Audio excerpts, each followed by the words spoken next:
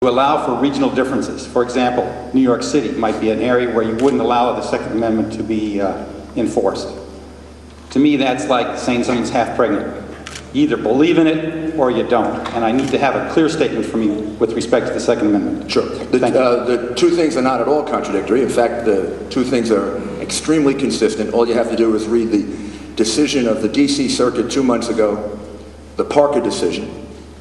The Parker decision, written by Judge Silberman, says the following. It states my views. The Second Amendment protects the right to bear arms. It's a personal right. You have that right. I can't take it away from you. Nobody else can take it away from you. There'd have to be a constitutional amendment to take it away from you, and nobody advocates that.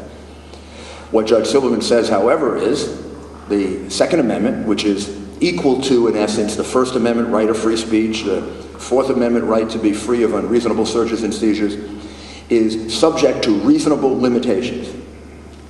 Just like all the other rights can have reasonable limitations. Some states can do more than others, but no state can take the right away. So a state like New York could want to have more restrictions than a state like New Hampshire. A state like Texas could want to have less. In that case, the District of Columbia put on too many restrictions, and the restrictions were declared unconstitutional. And I mean, that's just a statement of our constitutional law. We have basic rights.